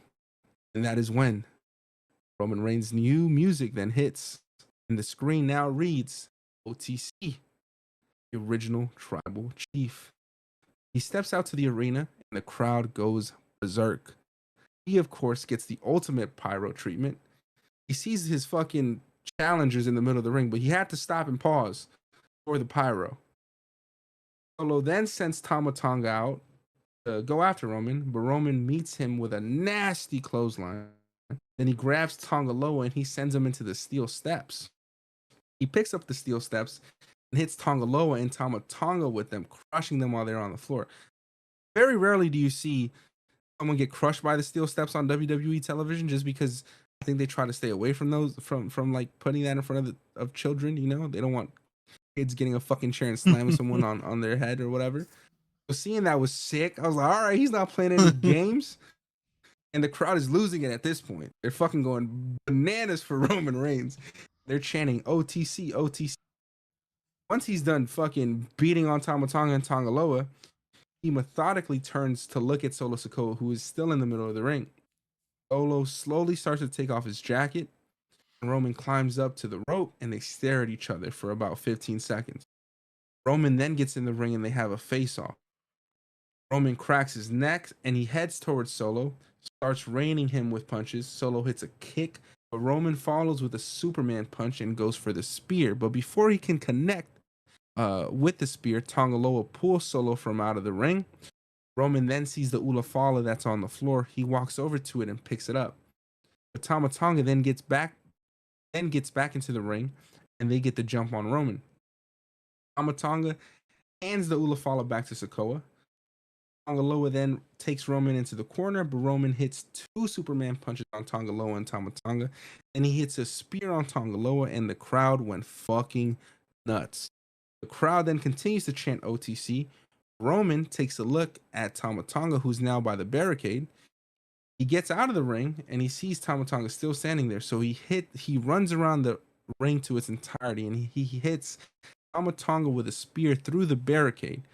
Then he goes for a steel chair, heads back into the ring, and starts beating on Tonga Loa in the middle of the ring, hitting him with a barrage of chair shots. Solo's at the top of the ramp yelling, "I'm the chief. You're not the chief anymore." Roman continues to beat Tonga Loa's ass with the chair. Solo Sikoa then grabs the Ulafala again and tells Roman, "Come and get it." The camera pans back to Roman in the ring, putting his arms out to the crowd. murmuring, I'm the only one in the show then. I thought this was a great segment to bring back Roman on television. What was interesting to me here was we didn't even need to give Roman a mic. He didn't even have to say anything to the fans. He got straight to business and let it be known that he was here to take back what is rightfully his. That is the claim to the Iron Throne, to the chiefdom, to the Ula Fala. So now we see that Roman is going to come after Solo Sikoa. He's not playing any games. We saw that from the moment he stepped out of Gorilla. He was as serious and as stoic as one could be. And it was just exciting to finally see him back on Friday Night Smackdown, to see him on weekly television. He's already been announced to return for this upcoming Friday Night Smack on August 16th. What were your thoughts on this segment? How did you feel about Roman's return? Who do you think he's going to face first? And as he makes his return and his claim for the Iron Throne here. No mic given to him, and still better mic skills than Camille. This just laid out I feel like this laid out the floor plan of where we're taking Roman. I think that he has his heart set on getting the Ula Fala back.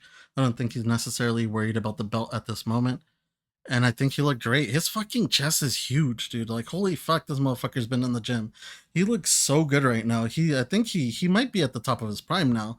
I would have to look at pictures and compare him, but this motherfucker has been crushing it. Like I said, a great showing. This lays out the land of where we're going. Uh, it sucks to see Tama Tonga and Tonga Loa get fucking laid out, but then again, Tonga Loa has been fucking up recently, so he deserves to get laid out.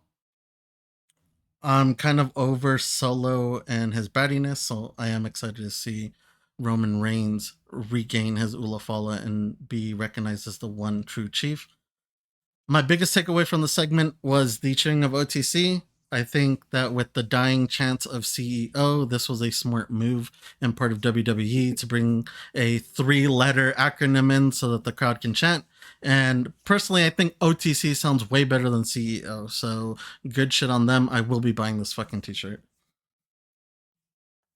I'm waiting for this shit to come in the mail because I already purchased this shit. This shit cold. But no, I'm excited, man. I'm glad we finally get Roman back on television. And him not having the championship just makes it 100 times more interesting because he doesn't need a championship. And once he lost that belt at WrestleMania, it allowed for the story to go into a million different other places. Because now we know at some point, like you said, he stated he looked at Cody Rhodes. He said, I'm coming back for that belt. It's only a matter of time, I think was the exact quote that he mumbled at SummerSlam when he looked at Cody. So I'm just glad that we're getting all these avenues that Roman is going to travel on as he moves forward in this story here. I think the first match that we might get is going to be a possible Roman versus Tama Tonga, Roman versus Tonga Loa. And that's going to be interrupted by bloodline interference, and that is when we get a return of a Jimmy Uso. Because as we know, Jimmy Uso has not been on TV yet, and when he does make his return back to television, it's going to be of prominence. It's going to be something important. So I just can't wait to see how this story plays out. I know him and Paul Heyman have been in the back writing books, throwing away notes, creating new ideas, and just seeing it happen right before my eyes is exciting. This is one of the, if not the one of the greatest storylines on WWE television that I have gotten to witness in my lifetime. So hands off to Roman, hands off to Paul Heyman. We are probably now in the 5th inning. Inning maybe. But there's just so much more left, and we haven't even gotten The Rock. We haven't seen Jimmy Uso. We haven't seen Jay return to the Bloodline. We haven't seen The Rock. We haven't seen Paul Heyman. There's so many more layers left to this story, and we're only at the bottom. We're only at the foundation still, probably. Fuck, this is great television. It really is though. And he sounds so passionate talking about it. Anytime you get to talk about Roman Reigns, I just like letting you go because he gets so into it. But yeah, I mean, we even saw the picture of Paulie being at SummerSlam with the Roman Reigns. They're definitely in the back cooking something, and it's just exciting that you said we're in the fifth inning. I don't even know if we're there. I feel like there's still so much of the story that can be told, so many great twists and turns that you can take, and then you still have Cody as like the side, like I don't know, this factor that might come in to play at a certain point, because there still is some bad blood between Roman and The Rock towards Cody. So there's still a lot of bloodline that we need to tell. We're nowhere near done with this. Yeah, no, so much story left, so much fat left on the plate, so much meat left on the bone, and we're just gonna continue to enjoy this as fans of wrestling, of WWE television. Hats off to all of those involved.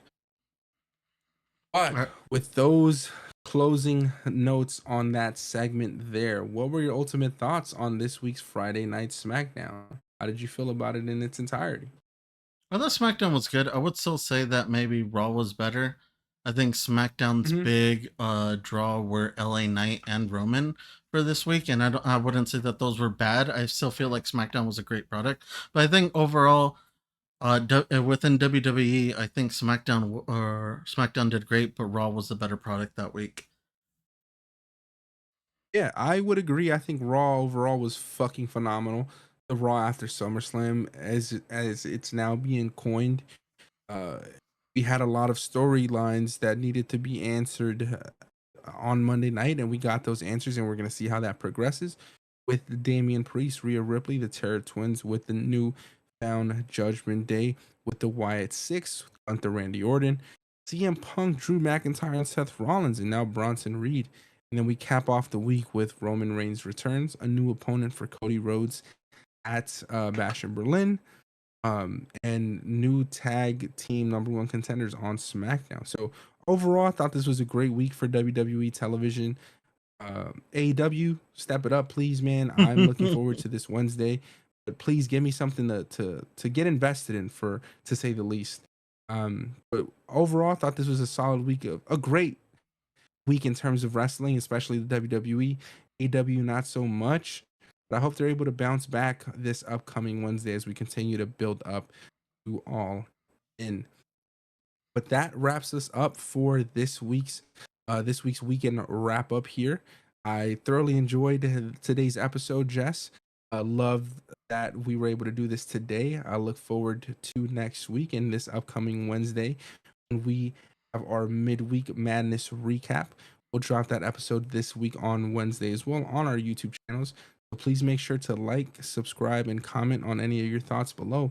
Where do you think these champions are headed? How do you guys feel about Cody Rhodes taking on Kevin Owens at Bash in Berlin? How do you feel about Randy Orton and Gunther? Let your thoughts and comments down below, and we look forward to dissecting those as well. Any last words on your end, Jess? No, I just want to thank everyone for listening again. This week was kind of stacked. Like you said, AW do better. I feel like I said before, I feel like this is becoming a chore. I want to enjoy your product, and you have the talent, you have everything there that's needed for me to enjoy your product, and it's just not coming across that way. I think you need to take a step back from everything you're trying to do, reassess the situation, and come back strong. That doesn't mean stop airing shows. Just tune down everything that you're doing. I know that they're doing this because they're probably in a weird financial situation, but I definitely think that taking a step back to fix a product will help you in the long run, instead of just pumping out the shit that I don't care about. But yeah, another great week in wrestling, and I look forward to recapping Monday Night Raw on Wednesday because it seems like it's going to be a big show. But until then, um, I hope you guys have a great week, and we'll see you guys on Wednesday. If you've listened this far, this will be a bonus segment of the show that we're trying out that we would like to call Personal Pipe Bomb.